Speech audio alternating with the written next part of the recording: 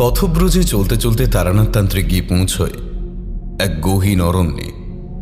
পরিচয় হয় এক তান্ত্রিকের সাথে। দুর্ভাগ্যক্রমে সে জড়িয়ে পড়ে এক ভয়ঙ্কর ঘটনায়। শত শত বছর ধরে লুকিয়ে থাকা কোন অজানার সন্ধান পাবে তারানাথ, এবং কিভাবেই বা ওই অপশক্তির হাত থেকে নিজের ও বাকি সাধারণ মানুষের প্রাণ রক্ষা করবে। জানতে হলে শুনতে থাকুন আজকের গল্প। আমাদের খুব প্রাণের দেশ বাংলাদেশের কিশোর লেখক বিত্ত সোমের কলমে তারানাথ তান্ত্রিকের কাহিনী অপদেবতার খিদে। গল্প পাঠ ও গল্পের সূত্রধার আমি ব্রতদীপ। তারানাথ তান্ত্রিকের ভূমিকায় পার্থ মুখার্জি। অন্যান্য চরিত্রে দেবাঞ্জন, অভিষেক, আকাশ, তৃষা, বর্ষা, হ্যাপি ও অভিযান। শুরু হচ্ছে আজকের বিশেষ কাহিনী তারানাথ তান্ত্রিক ও অপদেবতার খিদে। শুনতে থাকুন।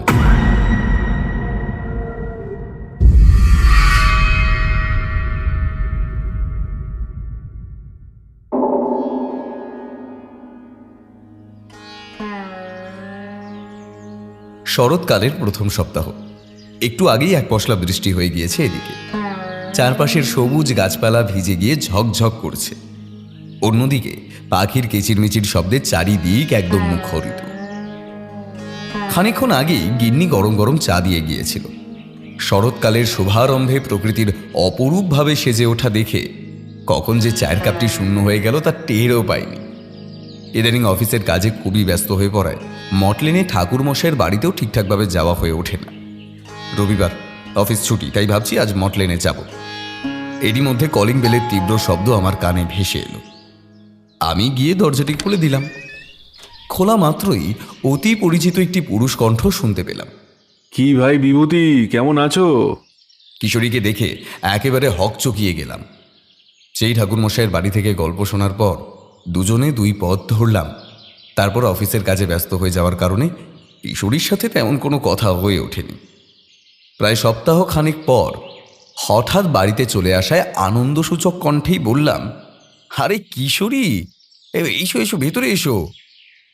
কিশোরী ভেতরে প্রবেশ করে সামনে থাকা চেয়ারটি টেনে বসল। আমিও দরজাটি বন্ধ করে চেয়ারে গিয়ে বসলাম। গিন্নি বোধ হয় কিশোরীর গলা শুনতে পেয়েই এক গ্লাস জল নিয়ে হাজির হলো। কিশোরীর হাতে জল পরিপূর্ণ গ্লাসটি দিয়ে অন্যত্র চলে গেল। কিশোরী ঢকঢক করে জলে পরিপূর্ণ গ্লাসটি শূন্য করে টেবিলের উপর রেখে দিল। তারপর হাতে থাকা ঘড়ির কাঁটার দিকে লক্ষ্য করে বলল, 4:15। সময়টা বলি কিশোরী আমার দিকে কিছু বলার ভঙ্গিতে তাকালো। আমি কিঞ্চিত বিলম্ব না করে কিশোরীর পূর্বেই বললাম, কিছু বলবে কিশোরী? হ্যাঁ বলছি, জলদি তৈরি হয়ে নাও, আজ মটলেনে যাব। আমি আনন্দসূচক কণ্ঠেই বললাম, একদম মনের কথাটি বলেছ কিশোরী। হ্যাঁ বাবা, কাজের যা ব্যস্ততা, তারপরে বহুদিন ঠাকুরমশাইয়ের বাড়িতেই যাওয়া হয় না। এতদিনে বোধ হয় অভিমানের পাহাড় করে ফেলেছেন ঠাকুরমশাই। আর কথা না বাড়িয়ে জলদি তৈরি হও দেখি, এদিকে সময় তো পেরিয়ে যাচ্ছে। আমিও অযথা কথা না বাড়িয়ে 5 মিনিটের মধ্যে তৈরি হয়ে কিশোরীর সামনে এসে দাঁড়ালাম। তারপর গিন্নিকে কাঁপা কাঁপা কণ্ঠে বলে এক মুহূর্তও দেরি না করে বেরিয়ে পড়লাম।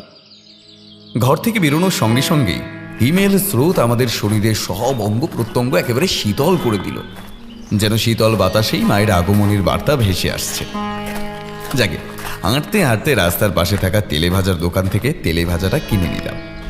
তার কিছু দূর যেতেই কিশোরী একটি দোকান থেকে তারানাথের অতি প্রিয় এবং যে জিনিসটি ছাড়া তারানাথের গল্প বলায় তৃপ্তি মেলে না, অর্থাৎ পাসিং শো কিনে নিল।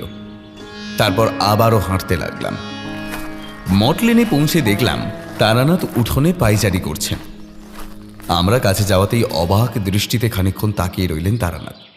তারপর এক গাল হাসি নিয়ে বললেন, আরে কিশোরী ও বিভূতি যে, কতদিন পর তোমাদের দেখলাম, তা এতদিনে বুড়োটার কথা মনে পড়লো? তবে তা সবাই কুশলে আছে তো? হ্যাঁ হ্যাঁ ঠাকুরমশাই, আপনার আশীর্বাদে সবাই কুশলেই আছে। আর দাঁড়িয়ে না থেকে চলো ভেতরে যাওয়া যাক। বাড়িতে প্রবেশ করলাম, কিন্তু কিছু একটা অসম্পূর্ণ লাগলো। পরক্ষণে বোধগম্য হলো যে চারি মায়ের গলার সেই শ্রুতিমধুর কাকাবাবু ডাকটি শুনতে পেলাম না। আমি বলার আগে কিশোরী বলে উঠল, আচ্ছা ঠাকুরমশাই, চারিমাকে দেখতে পাচ্ছি না যে। চারিমা তো বাড়িতে নেই, 2 দিন হলো শ্বশুর বাড়ি গিয়েছে। তোমরা ভিতরে ঘরে গিয়ে বসো, আমি আসছি। আমরা ভিতরে গিয়ে তক্তপোষের উপরে উঠে বসলাম। তারানাথ কিছুক্ষণ পরে এসে ঘরের জানলা খুলে দেওয়ার সঙ্গে সঙ্গেই শীতল আবহাওয়া আমাদের শরীরের সঙ্গে যেন মিশে গেল। তারপর তারানাথ তক্তপোষের উপরে উঠে হেলান দিয়ে বসল। ঠাকুরমশাই, আজ কিন্তু সেই গল্পটি শোনাতে হবে। কোন গল্প বলো তো? আমার তো ঠিক মনে পড়ছে না। ওই যে গত গল্পে আপনি বলেছিলেন না, ওই অপদেবতাকে নিয়ে আপনার এক অতীব ভয়ার্ত অভিজ্ঞতা আছে, সেটা যেন আপনাকে মনে করিয়ে দিই। তারানাথ কিশোরীর বক্তব্য শুনে বলল, ও হো হো, মনে পড়েছে মনে পড়েছে। গল্পের মাঝেই তো বলেছিলাম তোমাদের এই অপদেবতা সম্পর্কিত গল্প অন্যদিন শোনাবো। তা মনে করে দিয়ে ভালোই করেছো। কিশোরী তখন পকেট থেকে পাসিং শোয়ের প্যাকেটটি বের করে তারানাথের সামনে এগিয়ে দিল। আমি তেলেভাজার থলে থেকে একটি তেলেভাজা তুলে খেতে আরম্ভ করলাম। আমার দেখা দেখি কিশোরীও একটা তুলে নিল। তারানাথ একটি পাসিং শো ধরিয়ে একটা লম্বা টান দিয়ে বলতে আরম্ভ করল, বুঝলে হে কিশোরী, আমার জীবনে ঘটে যাওয়া এক অতি অদ্ভুত দুর্বিষহ ঘটনা। চাওয়া সত্ত্বেও এ ঘটনা আমি কোনোদিনও ভুলতে পারবো না। তখন আমার বয়স ঊর্ধ্বে গেলে 40 হবে। সদ্গুরুর সন্ধানে পথে পথে পরিব্রাজকের ন্যায় ঘুরে বেড়াচ্ছি। তখন ছিল গ্রীষ্মকাল। রোদের তাপটাও এত তীব্র ছিল যে হাঁটতে হাঁটতে এক পর্যায়ে এক বিরাট বটগাছের নিচেই বসে পড়লাম। বটগাছটির ছায়া যেন আমার ক্লান্ত শরীরকে ঠিক মায়ের মতো আগলে রাখছিল। অন্যদিকে কোকিল পাখির গুঞ্জনে মনটাও বেশ হালকা লাগছিল। এক পর্যায়ে সেই বটগাছের ছায়াতলেই আমি ঘুমিয়ে পড়ি।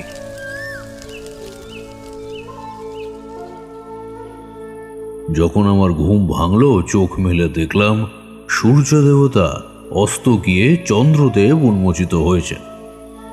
কোকিল পাখির শ্রুতিমধুর গুঞ্জনের পরিবর্তে তখন শুনতে পাচ্ছিলাম কান ফাটানো অজস্র ঝিঁঝি পোকার ডাক। যখন আমি বটগাছের ছায়াতলে প্রশান্তির ঘুম দিচ্ছিলাম, তখন চক্রপুরের নিরীহ মাতৃস্বরূপা কিশোর ও যুবতী মেয়েরা নরক যন্ত্রণায় অতলে ডুবেছিল। প্রতিদিন রাতেই হারাতে হচ্ছিল এক একটি তাজা জলজ্যান্ত প্রাণ। তাদের কোনো ব্যক্তি মরছিল না এবং কেউই জোর জবরদস্তি করে তুলে নিয়ে যাচ্ছিল না। তারা নাকি নিচে থেকেই চলে যেতেও মরণ করবে। চাওয়া সত্ত্বেও কেউই নাকি তাদের আটকাতে পারত না। যেন কেউ তাদের আড়ালে বসে হত্যার লালসায় অনবরত ডেকে চলেছে, আর মেয়েরাও সেই ডাকে বশীভূত হয়ে সমস্ত বাধা বিপত্তি কাটিয়ে এগিয়ে যাচ্ছে। তার পরদিন সকালে তাদের মস্তক ছাড়া অর্ধ শরীর পাওয়া যেত ওই নদীর ধারের জারুল গাছটির নিচে। দুদিন আগেই এক রাতে ওই গ্রামে ঘটেছিল এক অতিশয় ভয়ার্ত দুর্বিষহ ঘটনা, যা শুনলেও তোমাদের শরীরের অঙ্গ প্রত্যঙ্গ শিহরিত হয়ে উঠবে। গ্রামেরই এক অতি দরিদ্র জেলের নাম ছিল মদন মোহন। তার ছিল গৌর বর্ণের ফুটফুটে একটি কন্যা সন্তান। তার নাম ছিল সরলা। বয়স তার ওই 14 কি 15 হবে। সরলাকে জন্ম দিয়েই ওর মা আঙুরবালা মৃত্যুর কোলে ঢলে পড়ে। ফলে সরলার পিতা অর্থাৎ মদন মোহন মেয়েকে অপয়া বলে আখ্যায়িত করেন। সরলা নামকরণটি করেছিলেন ওর দাদু হরিহর সান্যাল। তিনিও মারা গিয়েছেন আজ 3 বছর হতে চলল। অপয়া মেয়েটিকে মদন মোহন মাতাল হয়ে এসে কারণে অকারণে লাঠি দিয়ে শুধু মারধর করত ও বলতো,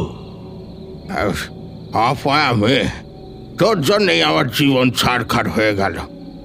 এসেই তো মাটাকে খেলি মুখ পুরি। তারপর থেকে আমার কপাল থেকে যেন সুখ মুছে গিয়ে শুধু দুর্দশা। আজ আজ আমি তোকে ছাড়বো না, মেরেই ফেলবো তোকে আজকে।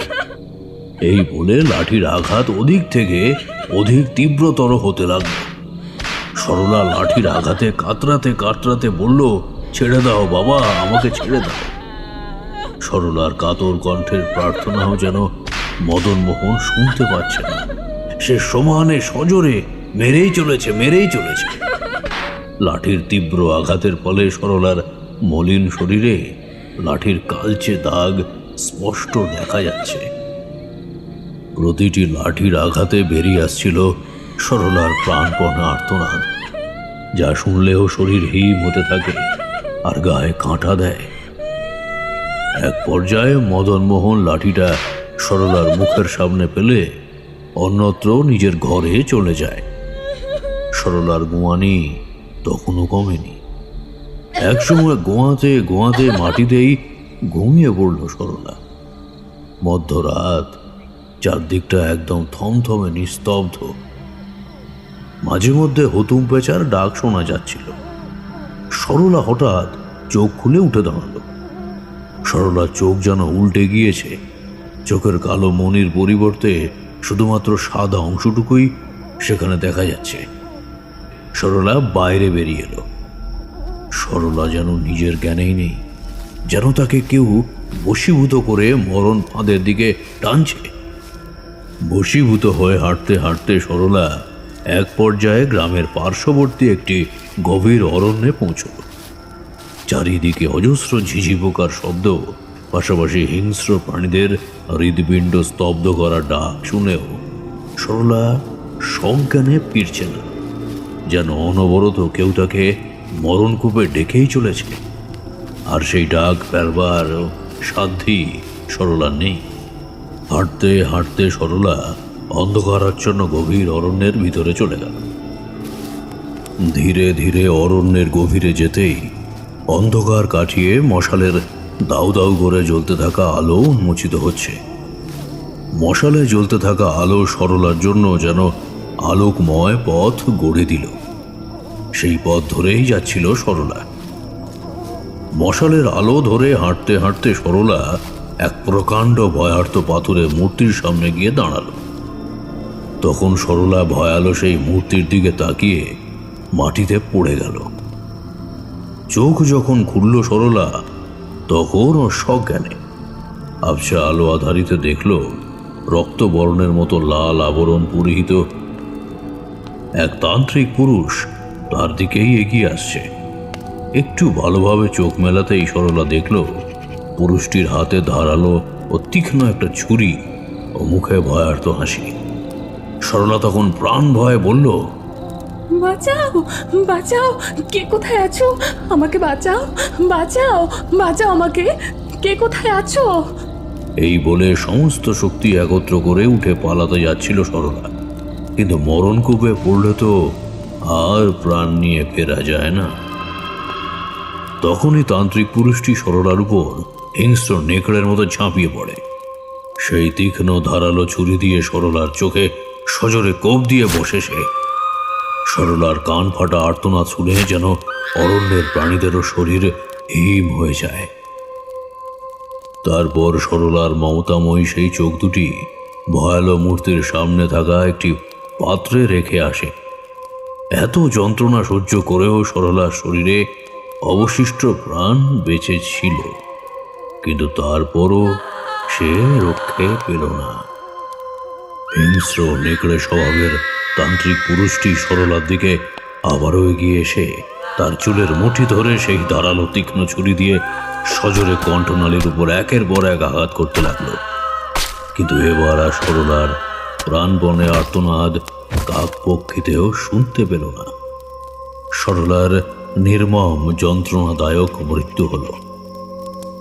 একের পর এক আঘাত করে সবশেষে এই তান্ত্রিক পুরুষটি সেই তীক্ষ্ণ ছুরি দিয়েই সরলার মস্তক ধীরে ধীরে কেটে ভয়ালো মূর্তির চরণতলে রাখল। কিছুক্ষণ বাদে একদল নেকড়ে এসে মেয়েটির চোখ হীন মস্তক কামড়াতে শুরু করল। তারপর এক অট্ট হাসিতে মেতে উঠল সেই তান্ত্রিক পুরুষ।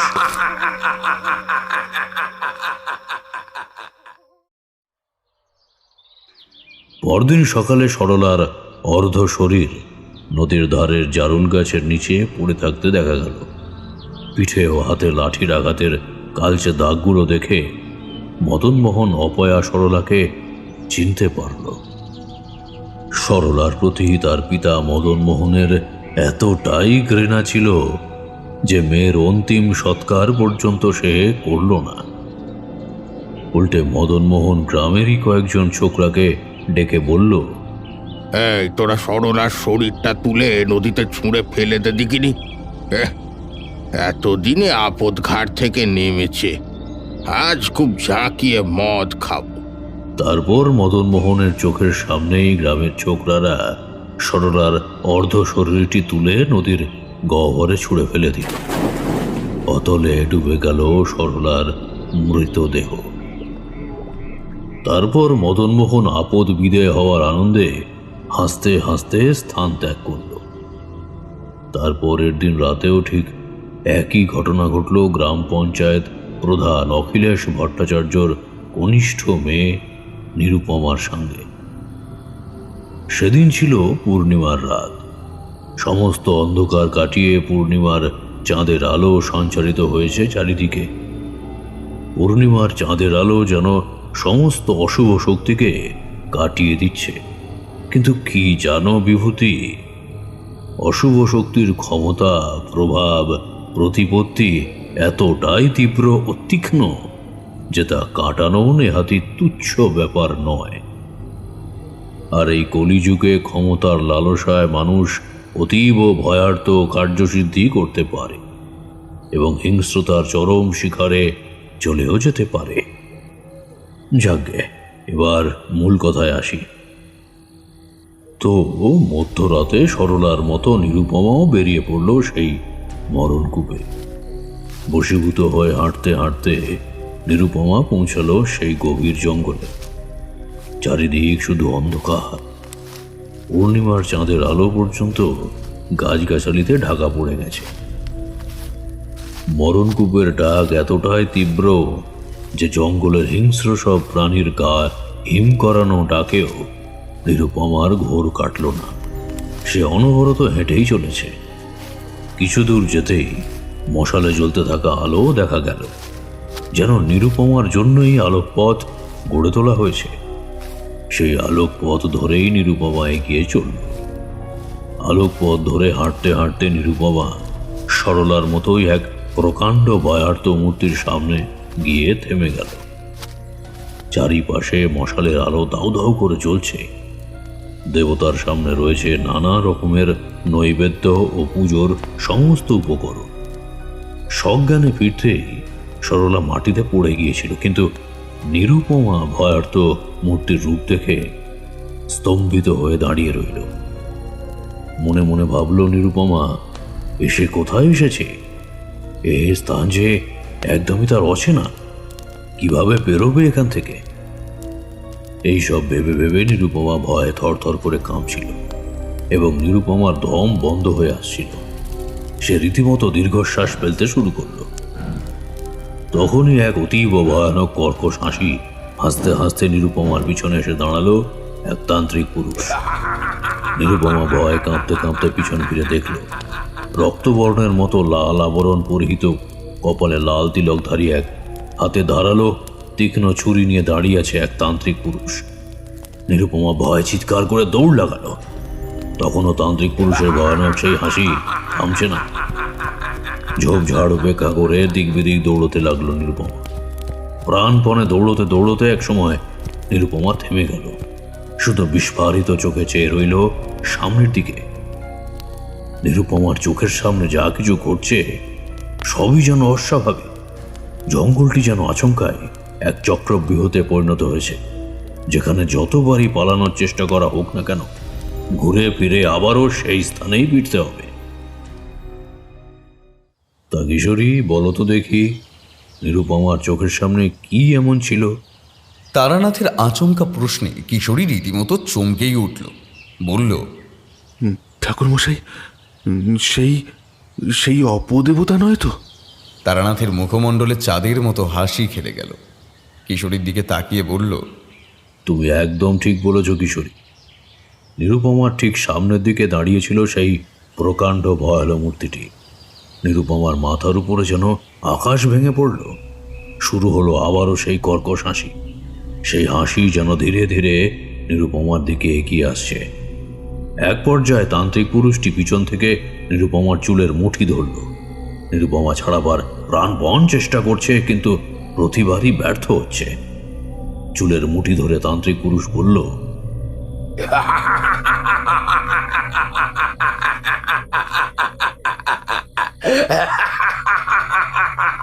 পারবি নে, পারবি নে, পারবি নে, পারবি নে।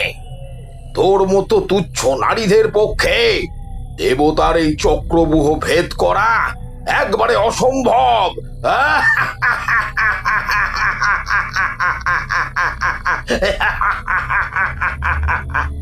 আবারও সেই কর্কশ হাসি শুরু করলো তান্ত্রিক পুরুষ।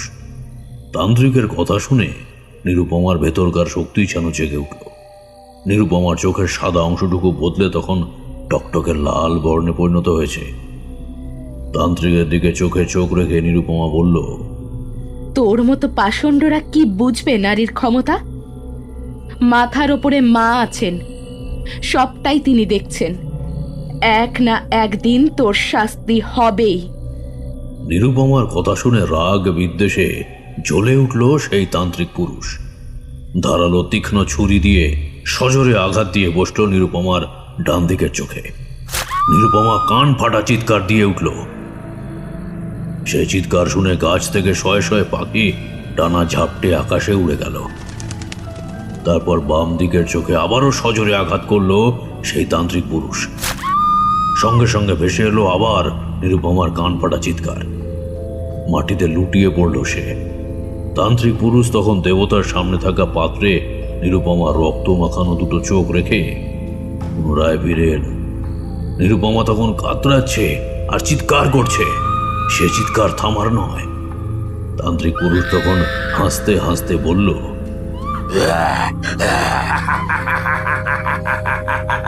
যতই চিৎকার কর, কেউ শুনতে পাবে না।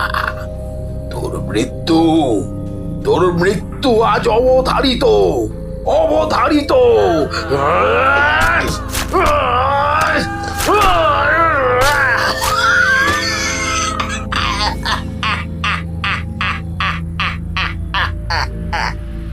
এই বলে সজোরে কণ্ঠনালীতে অনবরত ছুরি চালাতে লাগলো তান্ত্রিক পুরুষ। সে আঘাত থামবার মতো নয়। একসময় নিরুপমা আজীবনের মতো থেমে গেল। ছুরির আঘাতে ছিটকে আসা রক্ত তান্ত্রিকের মুখমণ্ডলে লেগে রয়েছিল। সেই ছিটকে পড়া রক্তই আবার তান্ত্রিক পুরুষ চেটে চেটে খাচ্ছিল। কতটা নীচ প্রকৃতির মানুষ হলে এমন জঘন্যতম কাজ করতে পারে?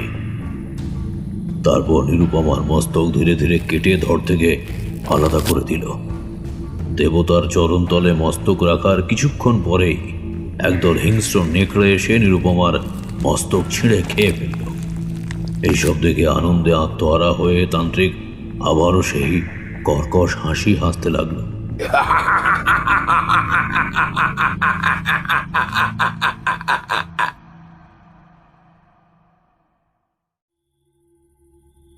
বটগাছের ছায়াতলে আর বসে না থেকে রাতেই বেরিয়ে পড়লাম। হাঁটতে হাঁটতে এক পর্যায়ে এক গভীর জঙ্গলের মুখোমুখি হলাম। অন্যদিকে অনেক রাত হওয়াতে জঙ্গলের ভিতর ঢুকে কিঞ্চিত ভয়ও হচ্ছিল। হঠাৎই কেন জানি না মনে হলো জঙ্গলের ভিতর দিয়ে কেউ তীব্র স্বরে মন্ত্র উচ্চারণ করে চলেছে। সেই মন্ত্র উচ্চারণ শুনে আমি আর দাঁড়িয়ে থাকতে পারলাম না। জঙ্গলের ভিতরে প্রবেশ করার প্রবল আকাঙ্ক্ষা সৃষ্টি হলো। তাই ভয়কে আর প্রশ্রয় না দিয়ে জঙ্গলের ভিতরেই আমি প্রবেশ করলাম। কিছুক্ষণ পরেই কানে ভেসে এলো হিংস্র ও বন্যপ্রাণীটা, যা শুনলেও ক্ষণিকের জন্য গা শিহরিত হয়ে ওঠে। মনে মনে ইষ্ট দেবতার নাম নিয়ে আবারও আমি হাঁটতে শুরু করলাম। ঝোপঝাড় পেরিয়ে কিছু দূর যেতে না যেতেই ওই মন্ত্র উচ্চারণের পরিবর্তে শুনতে পেলাম তীব্র শঙ্খধ্বনি। হয়তো জঙ্গলের পাশের কোনো এক গ্রাম থেকে ভেসে আসছে। কিছুক্ষণ পরেই শঙ্খধ্বনি হাওয়ার সাথে মিলিয়ে গেল, আর তারপরেই আবার শুরু হলো সেই মন্ত্র উচ্চারণ। হাঁটতে হাঁটতে এক আলোকময় স্থানে পৌঁছালো। দেখলাম যজ্ঞের আগুন দাউ দাউ করে জ্বলছে। তার সামনে বসেই এক তান্ত্রিক পুরুষ তীব্র কণ্ঠে মন্ত্র উচ্চারণ করে চলেছে। আমি কোনো রকম বাধা বিঘ্ন না ঘটিয়ে পা টিপে টিপে তার পার্শ্ববর্তী স্থানে গিয়ে বসলাম। বসার পরে এক দৃষ্টে কিছুক্ষণ তার দিকেই আমি তাকিয়ে রইলাম। হঠাৎই ডান দিকে চোখ পড়তেই দেখলাম এক অদ্ভুত দেবমূর্তি। রীতিমতো চমকে উঠলাম। এই দেবমূর্তি এর আগে আমি কখনো কোথাও দেখিনি। এরকম মূর্তি যে ত্রিভুবনে আছে তা সচক্ষে না দেখলে হয়তো বুঝতামও না। তা কিশোরী, বলো তো দেখি, আমি তখন কোন দেবমূর্তি থেকে চমকে উঠেছিলাম? এতটাই মনোযোগ দিয়ে গল্প শুনছিল কিশোরী যে তারানাথের হঠাৎ প্রশ্নে রীতিমতো চমকে উঠল। তারপর বলল, আগে সেই অপদেবতা নয় তো? কিশোরীর কথা শুনে তারানাথ মুচকি হাসল। তারপর আবার বলতে আরম্ভ করল, একদম ঠিক বলেছ কিশোরী। ডান দিকে তাকাতেই দেখি প্রকাণ্ড সেই দেবমূর্তি দাঁড়িয়ে আছে। তার কি বিভৎস ভয়ঙ্কর রূপ, যা বলবার মতো নয়। তারপর বলি, শোনো। ভয়ঙ্কর সেই দেবমূর্তির 4 হাত আর 3টে পা, কিন্তু ওই দেবমূর্তির চোখ ছিল শুধুমাত্র একটি।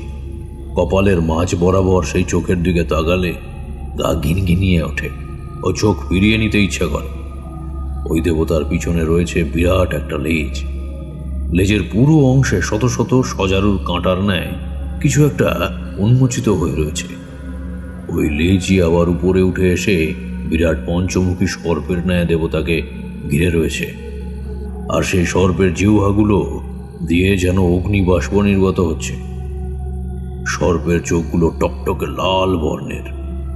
দেবতার 4 হাতের মধ্যে ডান দিকের 2 হাতে রয়েছে খড়গ ও নীল পদ্ম, এবং বাম দিকের 2 হাতে রয়েছে মানুষের কঙ্কাল মস্তক ও টকটকে লাল রক্তের মতো তরলে পরিপূর্ণ পাত্র।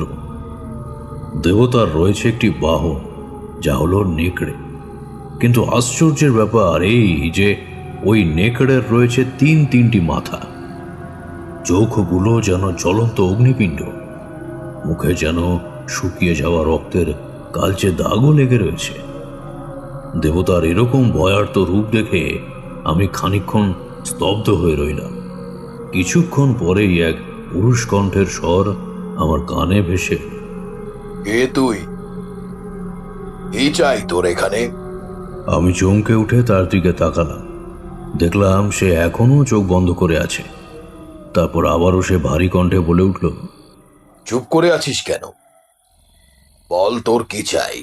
আগে আমি তারানাথ চক্রবর্তী, সদ্গুরুর সন্ধানে পথে পথে ঘুরতে ঘুরতে এই জঙ্গলের নিকটে এসে পৌঁছেছিলাম আর কি।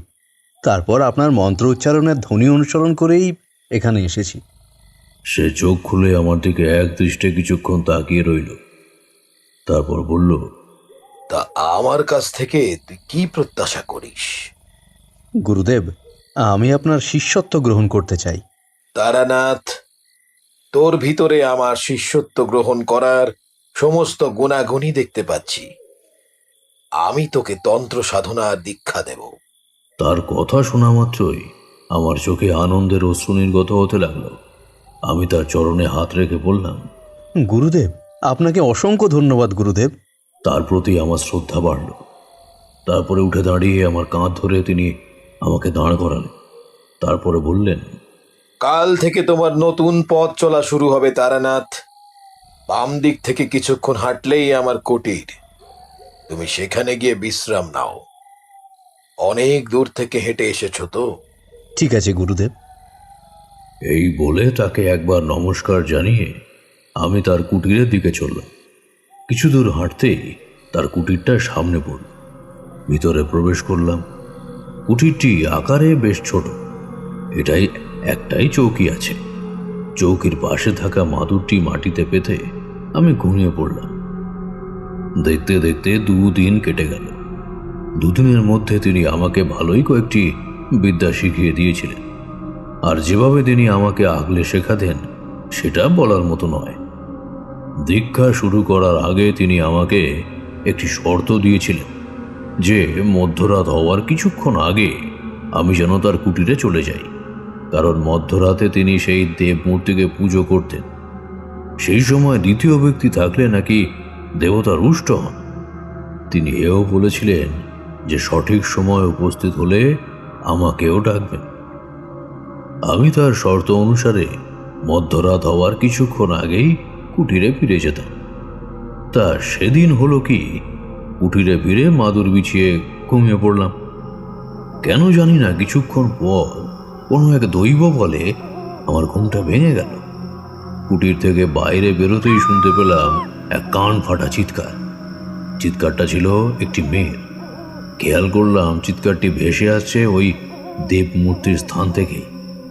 আর দাঁড়িয়ে না থেকে ছুটতে শুরু করলাম সেই স্থানের দিকে। ছুটতে ছুটতে এক পর্যায়ে সেই চিৎকারের পরিবর্তে শুনতে পেলাম এক কর্কশ হাসি। আমি তখন ছোটা বন্ধ করে দিয়ে ধীর পায়ে নিঃশব্দে এগোতে লাগলাম। সেই স্থানের নিকটে পৌঁছে একটি ঝোপের পিছনে লুকিয়ে পড়লাম আমি। একটু বাম দিকে ফিরে সামনের দিকে চোখ পড়তেই আমার চোখ বিস্ফারিত হয়ে গেল। আমি রীতিমতো কাঁপতে শুরু করলাম। দেখলাম গুরুদেব সেই দেবমূর্তির সামনে একটি পাত্র ধরে রেখেছেন। সেই পাত্রে রয়েছে দুটি চোখ। দেবতার বাহনের ঠিক মুখের সামনে রয়েছে একটি মেয়ের কাটা মুন্ডু। কাটা মুন্ডুটি থেকে রক্ত গড়িয়ে গড়িয়ে যেন ছোট্ট একটি পুকুরের সৃষ্টি হয়েছে। গুরুদেবের পাশেই দেখলাম এটির অর্ধশরীর। সবটা দেখে আমার শরীর হিম হয়ে গেল। হঠাৎই দেখলাম গুরুদেবের হাতে ধরে থাকা পাত্র থেকে চোখ দুটো উধাও। রীতিমতো চমকে উঠলাম। তারপর চোখ পড়ল দেবতার মুখের দিকে। দেখলাম দেবতার মুখে রক্ত লেগে রয়েছে। কিছুক্ষণ বাদেই চোখের সামনে যা ঘটল তা বিশ্বাস করার মতো নয়।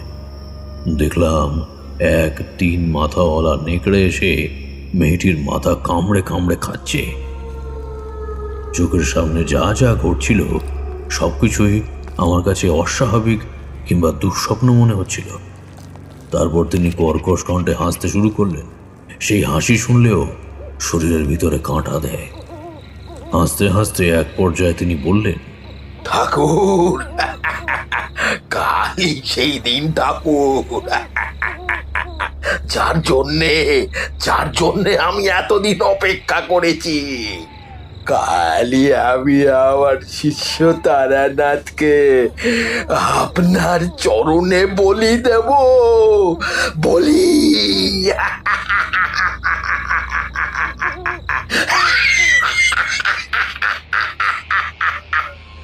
কথাটি শুনে আমার গায়ের লোম খাড়া হয়ে গেল।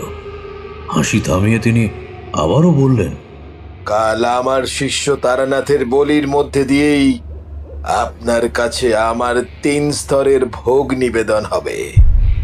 যার প্রথম স্তর ছিল সদ্য বিবাহিত যোগিনীর কাটা মুন্ড, দ্বিতীয় স্তর কিশোর যুবতী মেয়েদের চোখ, আর তৃতীয় স্তর হলো গুরুর হস্তে শিষ্যের বলি।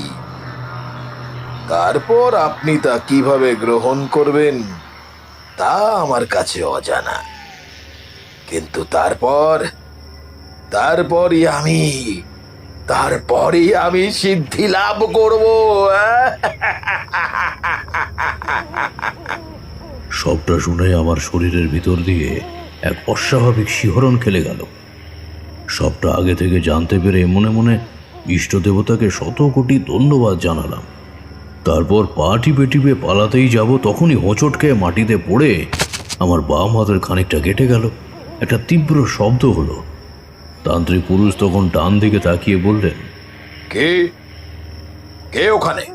এই বলে তিনি ডান দিকে এগিয়ে এসে আমাকে দেখে বিস্ফারিত চোখে বললেন, এ কি তারানাথ, তুমি এই সময় এখানে কি করছো? আমার কাছে এখন সবটা স্পষ্ট। এ কোনো দেবতা নয়, এ হলো এক অপদেবতা।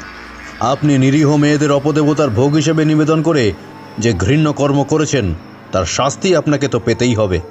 আমার কথা শুনে তার চক্ষু লাল হয়ে উঠল। তখনই দেখলাম তার পাশে 3 মাথাওয়ালা সেই নেকড়েটি এসে দাঁড়ালো। আমি তখন পিছন দিকে ফিরে ছুটতে শুরু করলাম। দিক বিদিক ছুটতে লাগলাম। আমার পিছনে সেই 3 মাথাওয়ালা নেকড়ে তীব্র গর্জনে তেড়ে আসছে, সাথে তিনিও ছুটে চলেছেন অনবরত।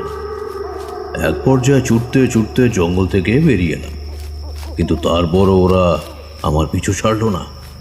অনবরত ছুটতে ছুটতে একটা অশ্বত্থ গাছের নিচে গিয়ে মুখ থুবড়ে পড়ে অজ্ঞান হয়ে গেলাম। তারপর সূর্যের আলো চোখে পড়াতে আমি সজ্ঞানে ফিরলাম। মাথার পিছনের দিকটায় কিঞ্চিত ব্যথা অনুভূত হলো। ধীরে ধীরে চোখ খুলে উঠে বসলাম। দেখলাম আমার পিছনে এক প্রকাণ্ড অশ্বত্থ গাছ। বুঝলাম গতকাল রাতে আমি এই স্থানেই জ্ঞান হারিয়েছি। তারপর আস্তে আস্তে উঠে দাঁড়ালাম। গতকাল রাতের দেখা সেই ভয়ানক কর্মকাণ্ডগুলো আমার মনে পড়তে লাগলো। সেই 3 মাথাওয়ালা নেকড়ে, তার ভয়ানক 2টি চোখ, মুখে লেগে থাকা টাটকা লাল রক্ত, সেই লাল বস্ত্র পরিহিত তান্ত্রিক পুরুষ যাকে আমি আমার জীবনে গুরুদেবের স্থান দিয়েছিলাম। তারপর গভীর অরণ্যের মধ্যে দিয়ে প্রাণ ভয় পালানোর চেষ্টা, এই সবটা এখনো যেন আমার চোখের সামনে অনবরত ভেসে আসছে।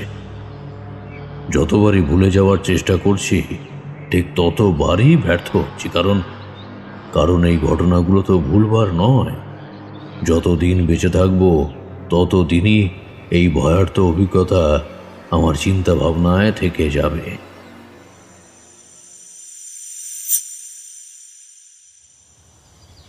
আমাকে এক মুহূর্তের জন্য চমকে দিয়ে কিশোরী হঠাৎ বলে উঠল, আচ্ছা ঠাকুরমশাই, সেই রাতে তো আপনাকে ওই নেকড়ে আর তান্ত্রিক পুরুষটি তাড়া করেছিল।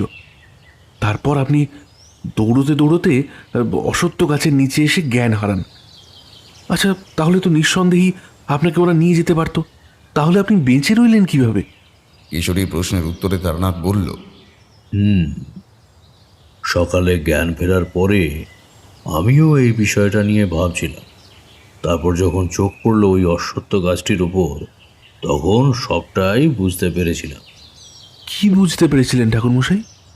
দেখো কিশোরী, ছোটবেলা থেকেই জেনে এবং শুনে এসেছি যে অশ্বত্থ গাছে দেবদেবীদের বাস এবং এই গাছটিকে শুভ শক্তির প্রতীক বলে মনে করা হয়।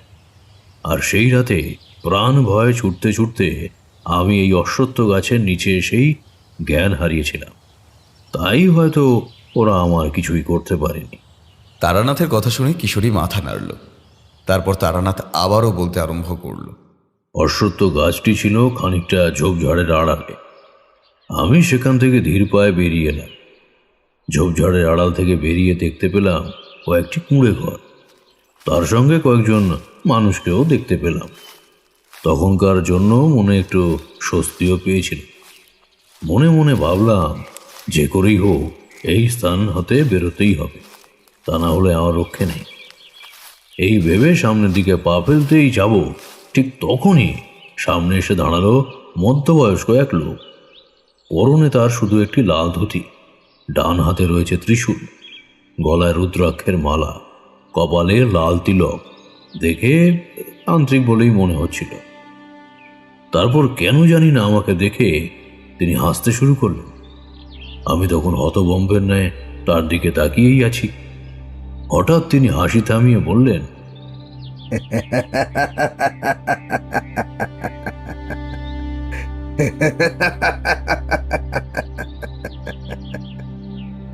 কি রে তারানাথ, কি ভাবছিস? এই গ্রাম থেকে পালাবি? তার কথা শুনে এক মুহূর্তের জন্য আমি স্তব্ধ হয়ে গেলাম। এ কি করে সম্ভব? তিনি কিভাবে বুঝলেন যে আমি এই স্থান ত্যাগ করতে চাইছি? তারপর তিনি আবারও বললেন, পারবি নে তারানাথ, তুই পারবি নে। এই গ্রাম ছেড়ে বেরোতে তুই পারবি নে। এই গ্রামের নিরীহ মেয়েদের তোকেই বাঁচাতে হবে, এটাই নিয়তি। তুই ভাবিস নে তুই পরিব্রাজকের ন্যায় হাঁটতে হাঁটতে এই গ্রামে এসে পৌঁছেছিস। তোকে নিয়তি টেনে নিয়ে এসেছে ওই শয়তানের হাত থেকে এই গ্রামকে বাঁচানোর জন্য। আর এই কার্য তোকেই সম্পন্ন করতে হবে। তুই অন্যথা এই কাজ আর কেহ পারবে না। এই বলে তিনি আবার হাসতে শুরু করলেন। আমি তখন বললাম, কিন্তু আমি কেন? আর আপনিই বা কে? তারপর চোখের পলকের মধ্যেই দেখলাম যে তিনি দমকা হাওয়ার সাথে মিলিয়ে গেলেন। তার বলে যাওয়া কথাগুলো এখনো যেন আমার কানে বেজে চলেছে।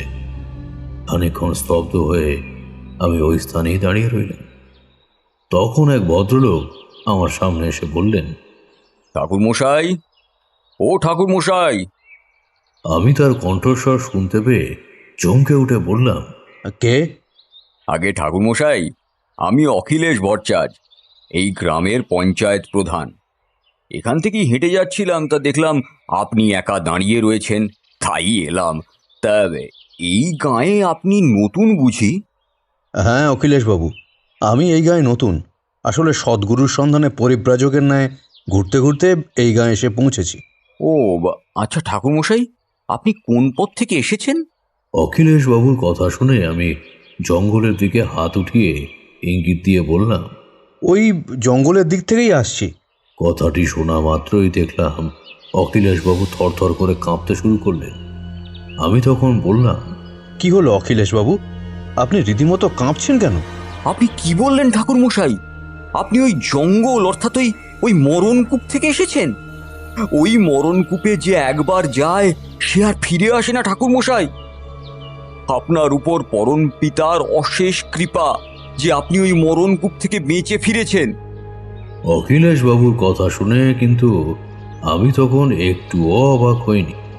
কারণ সত্যিই তো পরম পিতার অশেষ কৃপা ছাড়া ওই রকম ভয়ার্ত নরকীয় হত্যাযজ্ঞ থেকে বেঁচে বেরোনোটা যে একেবারেই অসম্ভব।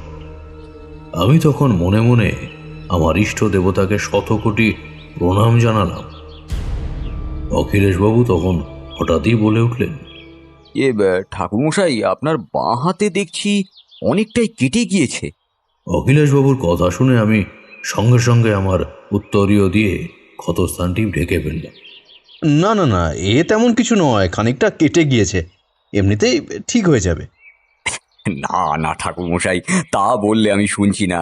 এক্ষুনি আপনি আমার গৃহে চলুন, ওখানে না হয় দিন দুয়েক বিশ্রাম করবেন। অখিলেশবাবুর কথার উপরে আমি আর কথা বাড়ালাম না। বললাম, ঠিক আছে, চলুন। আসুন আসুন ঠাকুরমশাই, আমার সঙ্গে আসুন। তারপর বাম দিক থেকে সোজা হাঁটা লাগালাম। খানিক দূর যেতে না যেতেই চোখে পড়ল ঝোপঝাড়ের আড়ালে লুকিয়ে থাকা এক প্রকাণ্ড মন্দিরের উপর। দেওয়ালে কারুকার্য ও তার উপরে কালচে দাগগুলো স্পষ্ট বুঝিয়ে দিচ্ছে যে মন্দিরটি বেশ পুরনো। আমি তখন বললাম, আচ্ছা অখিলেশবাবু, এই মন্দিরটা কোন দেবদেবীর? এই মন্দির হলো শ্মশান কালী মায়ের মন্দির। তা এইভাবে পরিত্যক্ত অবস্থায় পড়ে আছে কেন? পুজো টুজো হয় না বুঝি? হ্যাঁ ঠাকুরমশাই, এখন আর পুজো টুজো হয় না, কিন্তু এই গাঁয়ে আগে অনেক ধুমধাম ও মহাসমারোহে শ্মশান কালী মায়ের পুজো হতো। তা এখন এই পুজো বন্ধ হয়ে গিয়েছে কেন? সে অনেক কথা ঠাকুরমশাই। গৃহে চলুন, তারপর বলবো খন। আমি আর কথা বাড়ালাম না, হাঁটতে শুরু করলাম। আর কিছু দূর পথ অতিক্রম করে অখিলেশ বাবুর গৃহে পৌঁছালাম। গৃহে প্রবেশ করে একটি তক্তপোষের ওপরে উঠে বসলাম। অখিলেশবাবু ভিতরের ঘরে গিয়ে একটি পাত্র নিয়ে এলেন। সেই পাত্রে ছিল ঔষধি গাছের পাতা দিয়ে তৈরি ঔষধ। অখিলেশবাবু আমার হাতে সেই ঔষধি লাগিয়ে একটি কাপড়ের খণ্ড অংশ দিয়ে সেটা ভালোভাবে বেঁধে দিলেন। তারপর সেই পাত্র রেখে এসে একটি চেয়ার টেনে বসলেন। আমি তখন বললাম, অখিলেশবাবু, এখন বলুন তো, শ্মশান কালী মায়ের পুজো বন্ধ হওয়ার আসল কারণটা ঠিক কি? সে এক জঘন্য ঘটনা ঠাকুরমশাই। আমার দাদু শ্রী অশোক ভট্টাচার্য শ্মশান কালী মায়ের স্বপ্নাদেশ পেয়ে এই মন্দিরটি প্রতিষ্ঠা করেন। শ্মশান কালীমা স্বপ্নাদেশে এও বলেছিলেন যে কিভাবে তাঁকে উপকরণ ও নিষ্ঠা ও ভক্তি সহকারে পুজো করতে হবে, এবং এও বলেছিলেন যে মন্দিরে কোনো রকম অসৎ কার্য হলে তিনি তৎক্ষণাৎ অদৃশ্য হয়ে যাবেন। আমার দাদু শ্রী অশোক ভট্টাচার্য ছিলেন অনেক জ্ঞানী ও বিচক্ষণ মানুষ। স্বপ্নাদেশে শ্মশান কালী মায়ের বলে যাওয়া সকল কথাগুলি অনুসরণ করে তিনি নিজেই পুজো করতেন। আমি আর আমার ভাই অনির্বাণ যখন খুব ছোট, তখনই আমাদের বাবা আর মা মারা যায়। দাদুও মারা গেলেন প্রায় 14 বৎসর পর। বড় হওয়ার তাগিদে একসময় সমস্ত দায়িত্ব কর্তব্য আমার কাঁধেই এসে পড়ল। তাই আমি সবসময় মন্দির সংক্রান্ত বিষয় নিয়েই ব্যস্ত থাকতাম। ফলে আমার ভাইয়ের প্রতি আমি বিশেষ নজর দিতে পারিনি। অসৎ সঙ্গে জড়িয়ে পড়ে অনির্বাণ। প্রায়শই নেশাচ্ছন্ন হয়ে গৃহে ফিরত। অনেক অনেক শাসন করা সত্ত্বেও অনির্বাণ কিন্তু স্বাভাবিক জীবনে ফিরল না। এর জন্য আমি সবসময় নিজেকেই দোষী সাব্যস্ত করি। কারণ আমি ওর প্রতি খেয়াল রাখলে হয়তো ও স্বাভাবিক জীবনে থাকতে পারত। ধীরে ধীরে অনির্বাণ প্রায় প্রতিদিনই নেশায় আচ্ছন্ন হয়ে গৃহে ফিরত। আমি সব দেখেও মুখ বুজে থাকতাম, কারণ কিছু বলতে গেলে একসময় ও আমারই উপরে তেড়ে আসতো। তাই চাওয়া সত্ত্বেও আমি ওকে কিছু বলতে পারতাম না। একদিন অনির্বাণ ওর সমস্ত সীমা লঙ্ঘন করল। সেদিন আমি খুব তাড়াতাড়ি ঘুমিয়ে পড়েছিলাম। ঘুম ভাঙল মধ্যরাতে একটি মেয়ের প্রাণপণ আর্তনাদ শুনে। মেয়েটি সমস্ত শক্তি দিয়ে অনবরত বলে চলেছে, বাঁচাও বাঁচাও। আমি মেয়েটির এরকম প্রাণপণ আর্তনাদ শুনে সঙ্গে সঙ্গে উঠে দাঁড়ালাম। হাতে একটি মশাল নিয়ে সেই আর্তনাদ অনুসরণ করে দৌড় লাগালাম। দৌড়তে দৌড়তে এক পর্যায়ে পৌঁছলাম এই মন্দিরের নিকটে। ভালোভাবে কান পেতে শুনে বুঝলাম যে মেয়েটির আর্তনাদ মন্দির থেকেই আসছে। আরো 2 পা ফেলার পরেই সেই আর্তনাদ যেন ধীরে ধীরে হাওয়ার সাথে মিলিয়ে গেল। এরপর আমি মন্দিরের সামনে গিয়ে যা দেখলাম তা দেখে আমি একদম হতভম্ব হয়ে গেলাম। দেখলাম আমার ভাই অনির্বাণ একদম হিংস্র নেকড়ের মতো একটি ধারালো তীক্ষ্ণ ছুরি নিয়ে মেয়েটির পাশেই বসে আছে এবং বলছে, আমাকে চড় মেরেছিলিস না? এবার ফলটা কেমন হলো?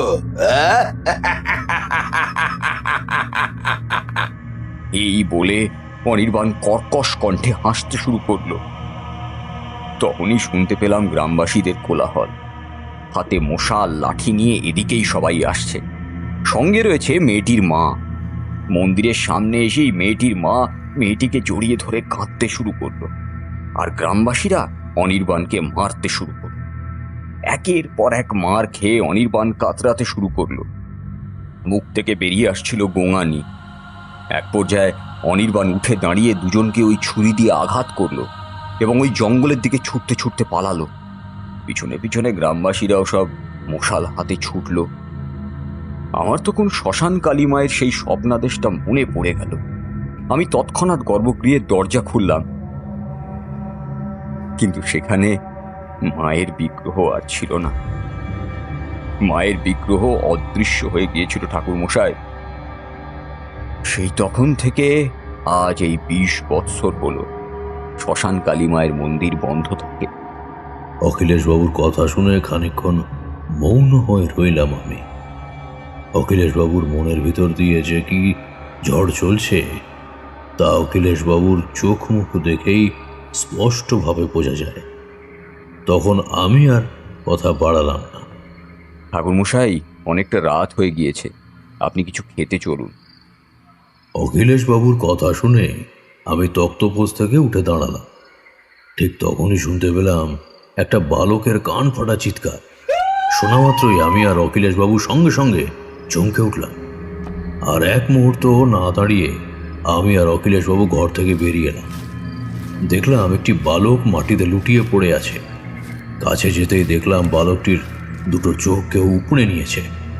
আমার বুঝতে দেরি হলো না যে এটা কার কাজ। তখনই এক কর্কশ কণ্ঠে আমি হাসি শুনতে পেলাম। চোখ 2 সামনে যেতেই দেখলাম সেই তান্ত্রিক পুরুষ হাতে ধারালো তীক্ষ্ণ সেই ছুরি নিয়ে দাঁড়িয়ে আছে। তার চোখ 2 যেন জ্বলন্ত অগ্নিপিণ্ড।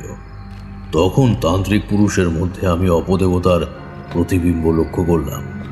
তখনই বুঝলাম যে অপদেবতার শক্তি নিয়ে এই তান্ত্রিক পুরুষ এসেছে। তান্ত্রিক পুরুষের দিকে তাকিয়ে অখিলেশবাবু বললেন, অনির্বাণ? অখিলেশবাবুর কথা শুনে আমি চমকে উঠলাম। এ কি বলছেন তিনি? আমি তাকে বললাম, এ আপনি কি বলছেন অখিলেশবাবু? এই শয়তানটা আপনার ভাই অনির্বাণ? হ্যাঁ ঠাকুর মশাই, এ আমার ভাই অনির্বাণ। আমার ভাই, ওকে আমি চিনব না? তার মানে সেদিন অনির্বাণ পালিয়ে গিয়ে ওই জঙ্গলের মধ্যে লুকিয়ে থাকে এবং ওখানে বসেই ওই অপদেবতা সাধনা করে এবং অসৎ কার্যগুলো করে? তার মানে ঠাকুর মশাই, এই সকল হত্যার পিছনে রয়েছে অনির্বাণ? হ্যাঁ অখিলেশবাবু, এই সকল নারকীয় হত্যার পিছনে আপনার ভাই অনির্বাণই রয়েছে। হাসি থামিয়ে তান্ত্রিক পুরুষ অর্থাৎ অনির্বাণ এবার বলল, তারানাথ, তোর সামনে আমি এখন এই গ্রামের সবাইকে মারবো আর সবার শেষে মারবো তোকে। হ্যাঁ হ্যাঁ, তোকে। হ্যাঁ,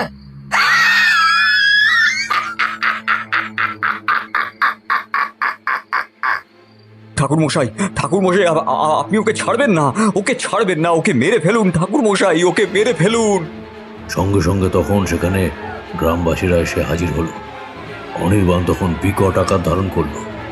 আমার চোখের সামনেই এক যুবককে উঠিয়ে তার হাত টেনে ছিঁড়ে ফেলল সে। যুবকের সেই চিৎকার শুনে গ্রামবাসীরা দিক বিদিকে ছুটতে শুরু করলো। তখন সেই কোলাহলের মাঝে দেখতে পেলাম সেই লোকটিকে যার সাথে আমার পথে দেখা হয়েছিল। তিনি তখন আমাকে বাঁ দিকে যাওয়ার ইশারা দিলেন, যে পথ হতে আমি অখিলেশ বাবুর সঙ্গে এখানে এসেছিলাম। আমি তৎক্ষণাৎ ওই পথ ধরে ছুটতে শুরু করলাম। ছুটতে ছুটতে পৌঁছালাম সেই অশ্বত্থ গাছটির নিকটে। তখন আমার মাথায় এলো যে অশ্বত্থ গাছে দেবদেবীর বাস। আমি তখন অশ্বত্থ গাছটিকে স্পর্শ করলাম, আর সঙ্গে সঙ্গে আমার ডান হাতের তালুতে একটি ফাঁপা অংশ বিঁধল। আমি সঙ্গে সঙ্গে সজোরে সেই ফাঁপা অংশে আঘাত করলাম। আঘাত করার সঙ্গে সঙ্গে সূর্যের মতো তীব্র আলো আমার চোখে এসে পড়ল। আমার চোখ বন্ধ হয়ে গেল। তারপর ধীরে ধীরে চোখ খুলে দেখলাম শ্মশানকালী মায়ের বিগ্রহ। মায়ের বিগ্রহ দেখে আমার চোখ যেন সার্থক হলো। আমি সঙ্গে সঙ্গে মাথা নত করে প্রণাম করলাম।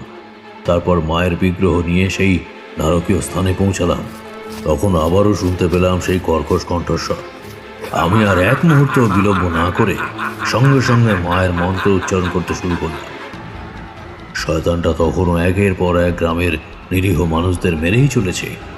তাদের আর্তনাদ আমি স্পষ্ট শুনছি, কিন্তু আমি মন্ত্র উচ্চারণ থামালাম না তখনও।